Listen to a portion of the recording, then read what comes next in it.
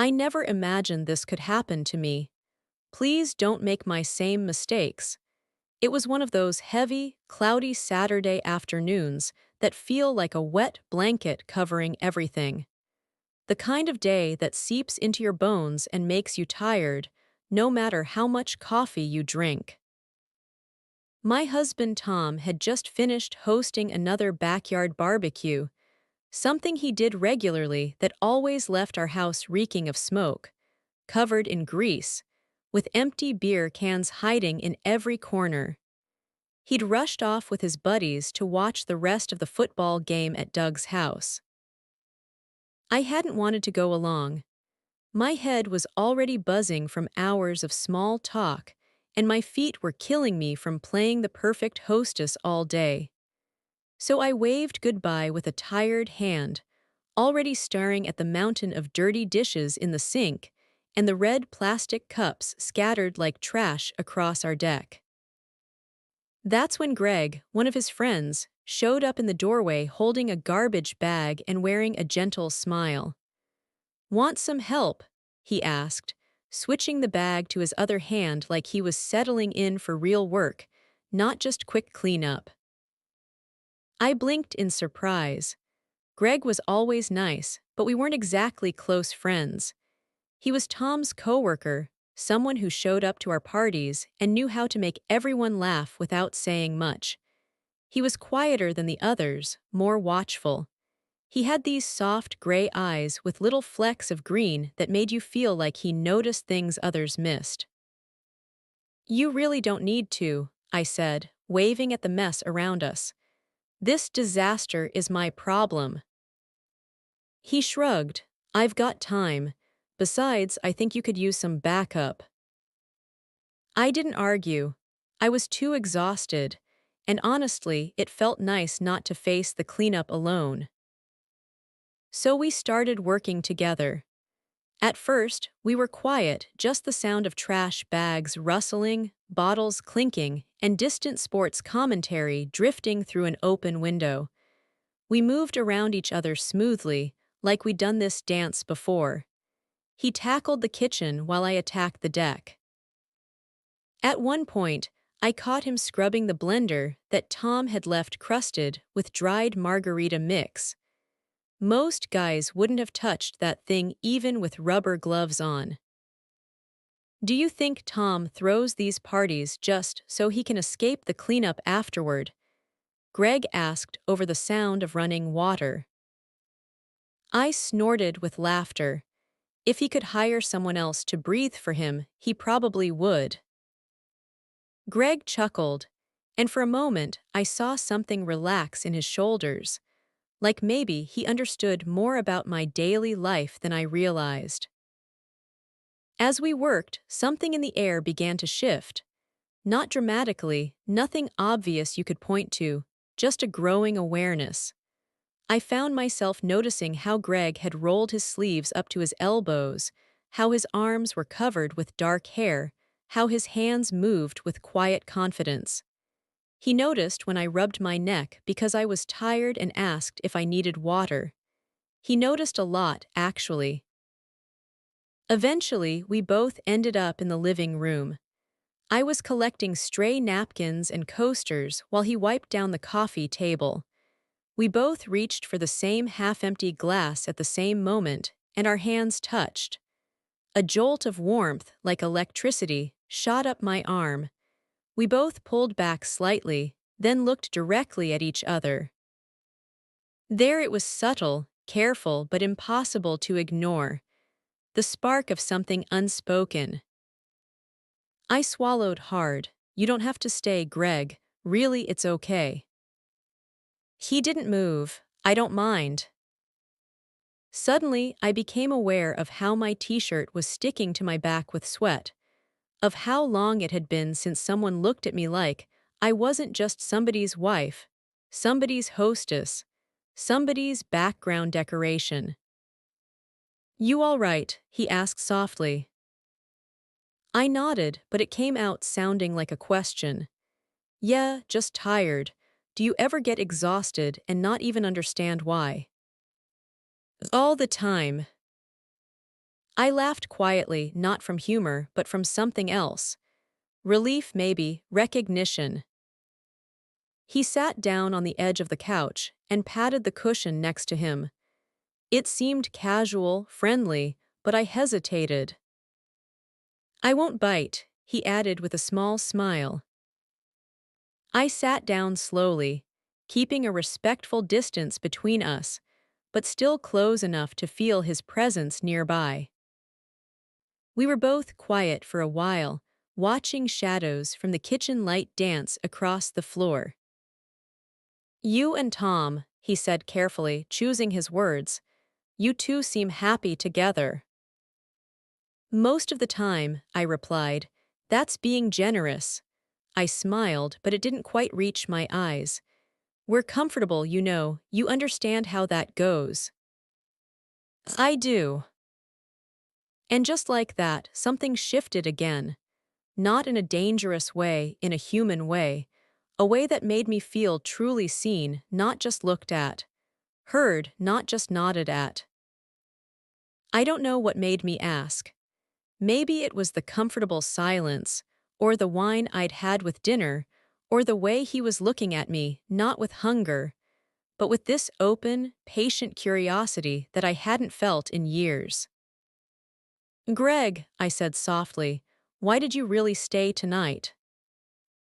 He hesitated, then said, because you seemed like you needed someone too. I turned to face him, my breathing catching slightly.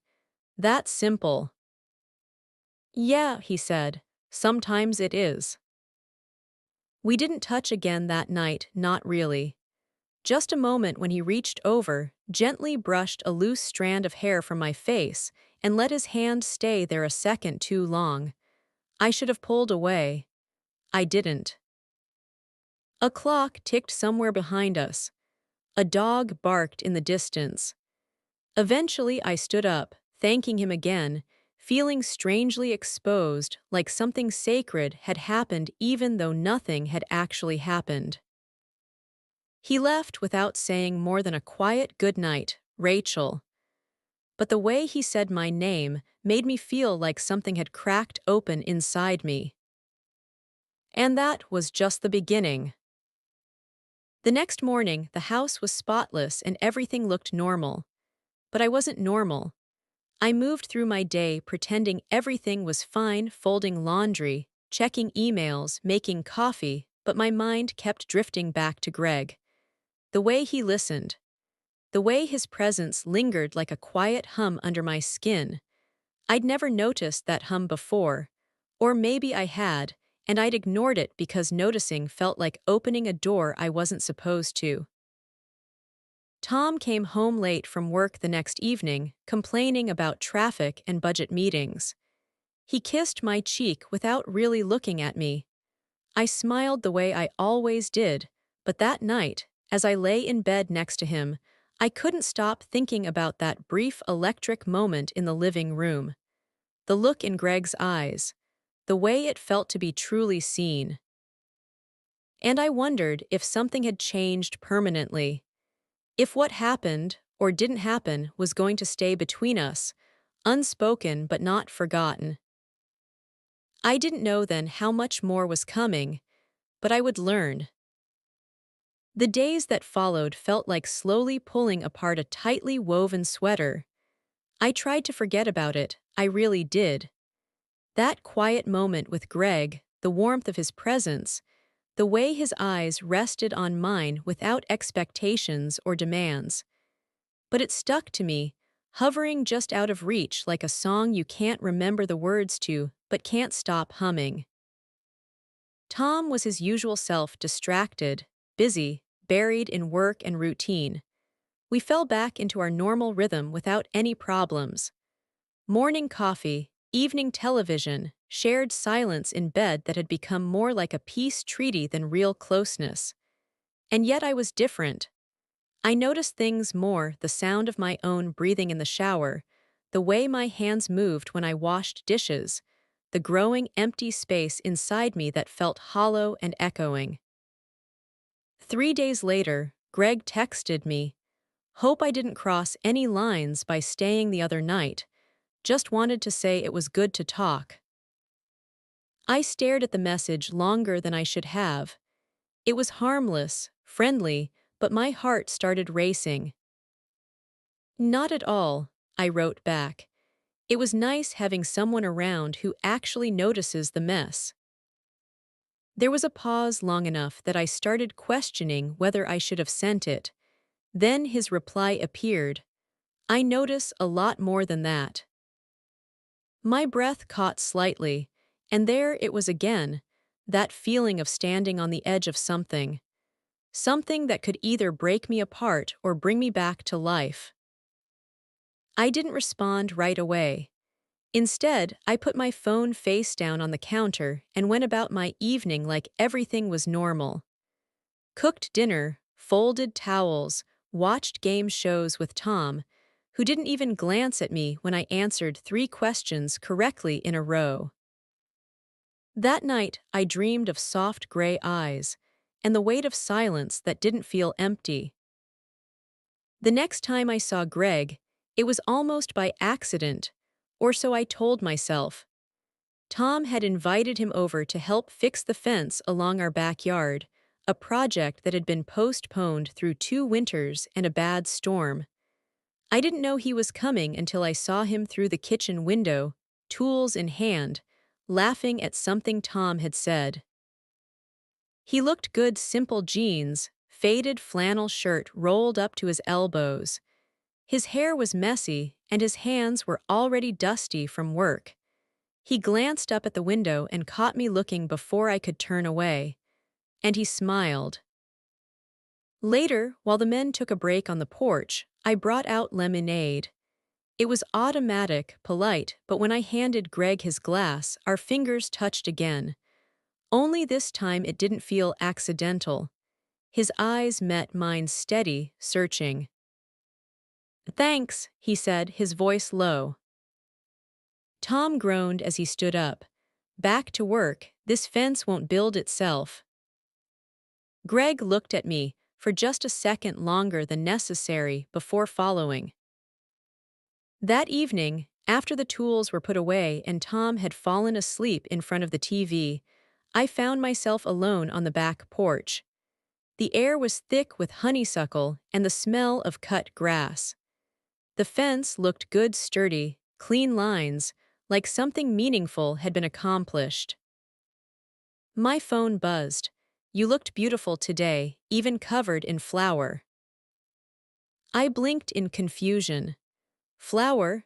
Then I remembered, while they were outside working, I had been baking banana bread to keep myself busy. I'd gotten flour on my shirt and hadn't bothered to brush it off. He'd noticed that. I stared at the message, unsure what to say. Every part of me wanted to lean into the warmth of his words, to admit how deeply they touched something I thought had been buried. But I also felt guilty. Not guilty like I'd done something wrong, nothing had happened, but guilty in that deep, unshakable way of knowing your heart has wandered somewhere it shouldn't. That night I sat on the edge of the bathtub, staring at my reflection in the mirror. I wasn't young anymore. The lines around my eyes had deepened, my skin had lost some of its glow, my hair had streaks of silver that I no longer bothered to hide. But for the first time in years, I looked closely. There was still something in me, something that wanted. I thought about Greg's message, and something inside me flickered back to life. Over the next week, we exchanged a few more messages, always carefully, thoughtfully. He never pushed, never crossed a line, and yet the words carried a weight that echoed louder than any touch.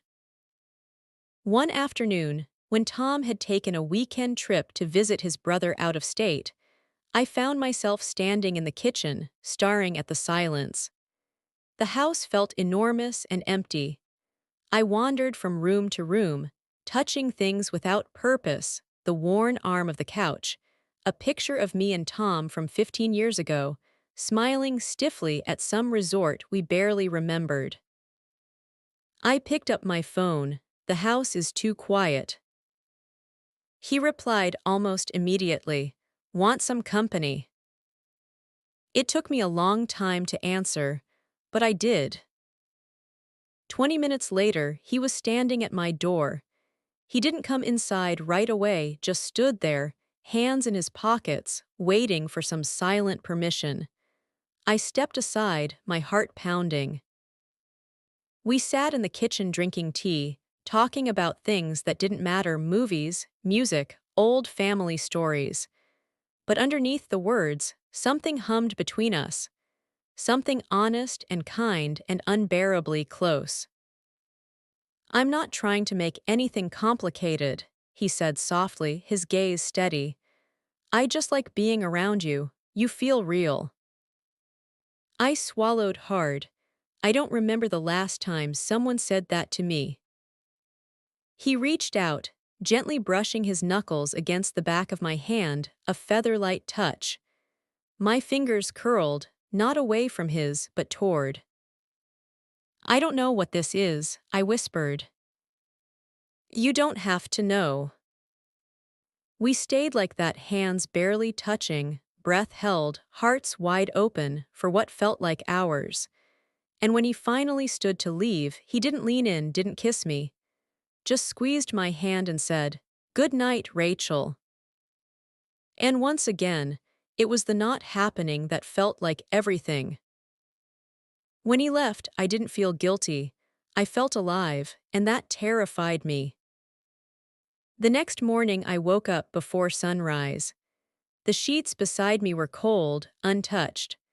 Tom wouldn't be home until late that evening, and the house was wrapped in that particular stillness that only comes with complete solitude, thick, hushed, almost sacred. I sat on the edge of the bed for a long time, staring at the floor, wondering when exactly the rules had changed. When a man like Greg, quiet, observant, kind, had begun to take up more space in my mind than my own husband. There had been no affair, no betrayal in the physical sense, but something had shifted. A thread had come loose in the fabric of my life, and I had pulled on it without even realizing. Now everything felt slightly crooked, like a painting hung just a little off-center.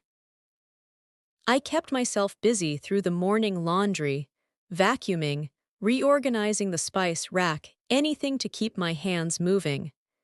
But Greg stayed in my thoughts like a whisper I couldn't quiet. I kept replaying the moment his fingers brushed mine, the way his eyes lingered, not with desire, but with understanding. I didn't know whether I wanted more of him or more of myself. Maybe both. Around noon, my phone buzzed. "Thinking about you. Hope today's being kind to you." It was such a small message, simple, no demands, but it pierced through the stillness like a bell in a quiet room. I stared at it, rereading the words, feeling the familiar flutter low in my chest. I didn't reply right away. I went out into the garden instead, somewhere Tom rarely spent any time. It had become mine over the years, my little patch of peace, even if most of the flowers were past their bloom. I sat on the bench under the old oak tree, phone in hand, heart racing. "Thinking about you too," I finally wrote. "Wish I understood what this is." A moment later, "Maybe you don't have to understand it, maybe it just is." And somehow, that settled something in me. The next time we saw each other, it was after Tom had returned. Things between Greg and me had grown quieter again, less messaging, more space. We hadn't talked about seeing each other, but I knew eventually it would happen. Our town wasn't big, and our circles overlapped more than I cared to admit. It was a week later, at another neighbor's cookout. Greg arrived late. I saw him before he saw me, standing at the edge of the lawn, holding a drink, laughing politely at something someone said. But as soon as he glanced toward the patio where I stood, his eyes found mine like it was the most natural thing in the world. And again, that hush fell over everything. We didn't speak right away. Not with people around, not with Tom nearby, distracted by the grill and a half-empty beer. But Greg found his way near me eventually, passing by with a plate of food, standing beside me as we both watched someone's kid try to catch fireflies. "I wasn't sure I'd see you here," he said under his breath. I smiled, not looking at him. "Same." His voice was so low no one could have heard, not even 2 feet away. "I've missed our conversations." "So have I." It wasn't a confession, not quite, but it felt like one, a truth suspended in midair. Later that evening, as darkness fell and the party began to wind down, I went to the side of the house to get away from the noise for a moment. I needed air, quiet, a place to breathe. I didn't expect Greg to follow. He stepped out from around the corner like he'd known I'd be there. "I just needed a break," I said quickly, trying to sound casual. He nodded. "Me too." There was a pause. "You looked distracted tonight." I turned to face him. It's hard not to be. The cicadas buzzed somewhere in the distance. A soft breeze rustled the leaves above us. "I don't want to make your life complicated," he said. "You need to know that." "I know, but I can't pretend you're just someone's wife to me anymore." My breath caught. "I don't even know what I am right now," I whispered. "I feel like I'm waking up after being asleep for years." He stepped closer, still careful, still respectful. "Then maybe you just need to take your time waking up. No rush, no expectations, just honesty." And then, in the quiet of that evening, he reached out and gently took my hand. Not possessively, not even romantically, just as a connection, a promise.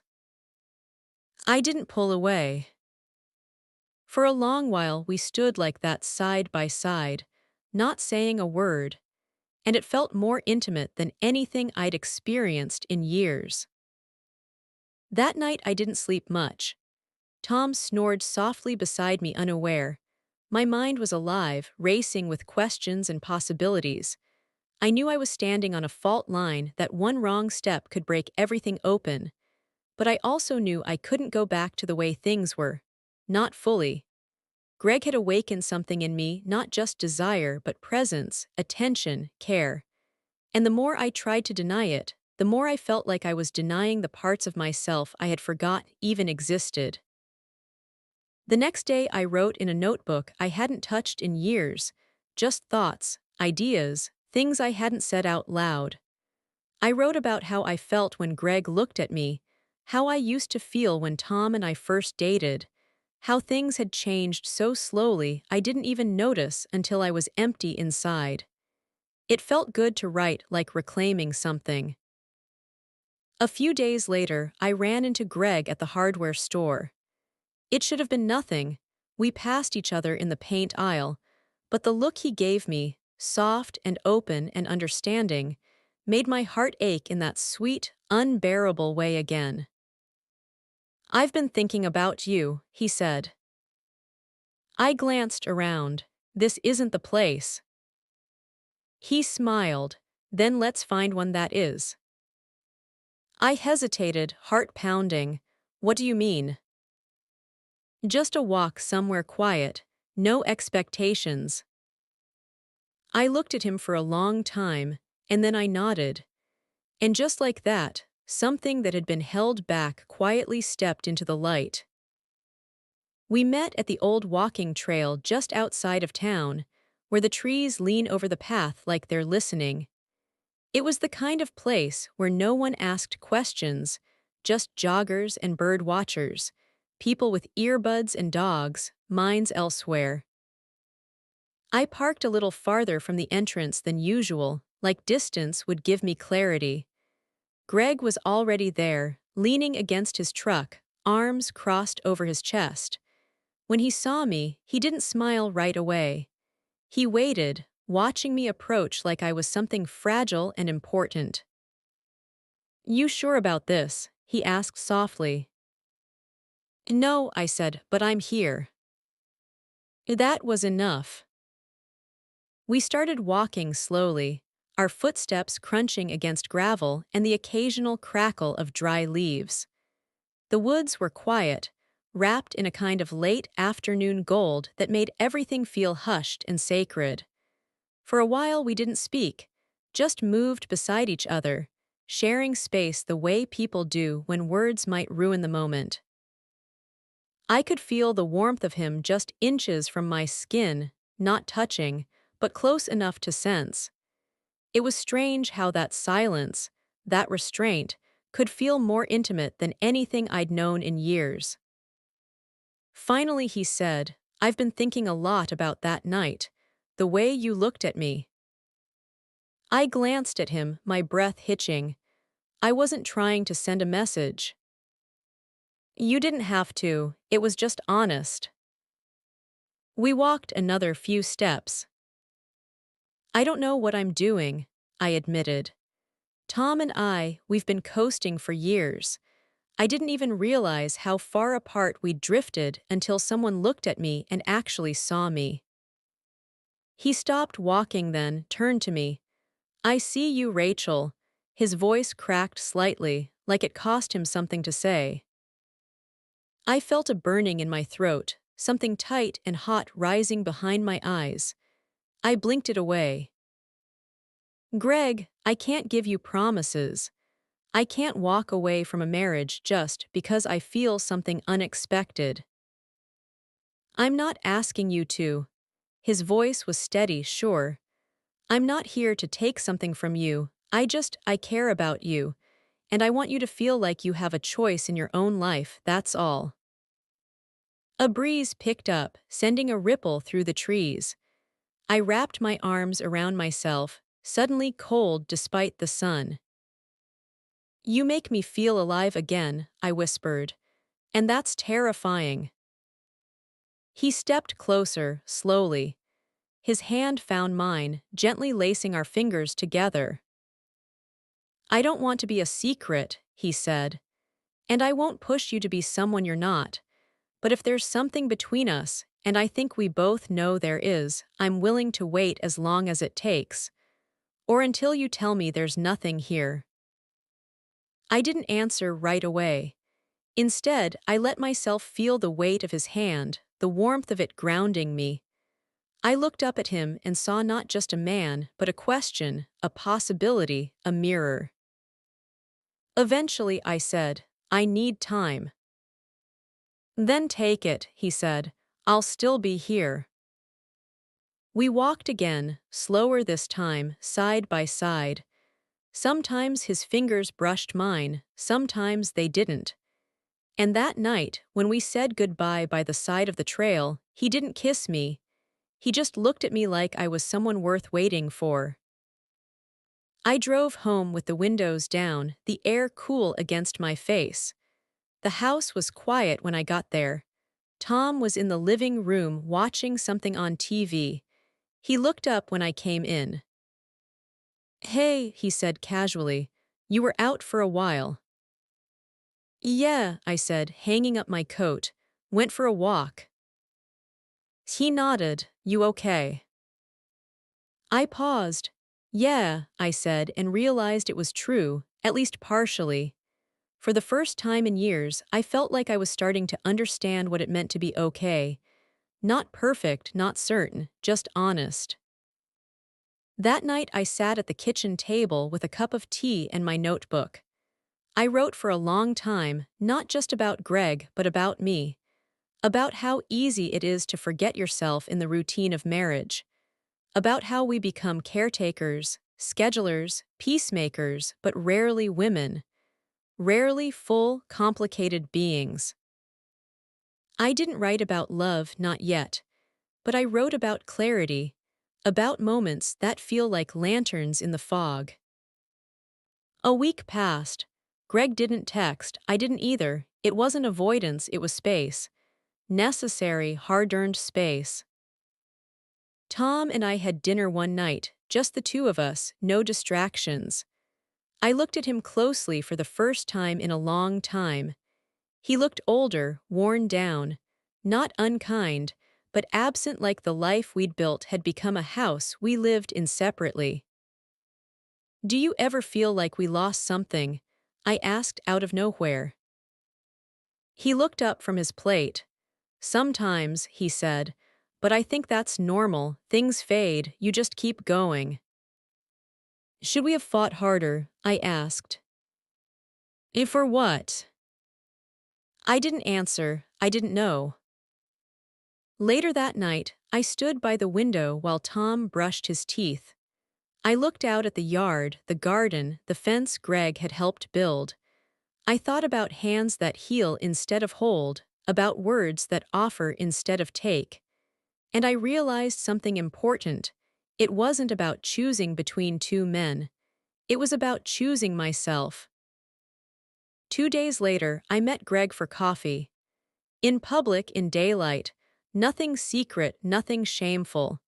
He saw me walk in and stood, smiled that same soft, slow smile that had undone me from the beginning. You look better, he said. I feel better, I said, not fixed, just more awake. He reached for my hand across the table. I want to go slow, I told him. I need to be sure of everything. So I'm not going anywhere. And I believed him. That night I went home and talked to Tom, really talked for the first time in years. We didn't fight, we didn't cry. We just told the truth. And the truth was, we'd become strangers who respected each other, but we didn't love each other anymore. Not in a way that held two people together, not in a way that healed. We agreed to separate kindly, slowly, with care. It wasn't clean, nothing ever is, but it was honest. Months later, Greg and I stood in my garden under the same oak tree where I'd once felt completely alone. Only this time he was holding my hand, and I wasn't afraid. This wasn't the life I expected, but it was mine now. And for the first time in a long, long time, I was living.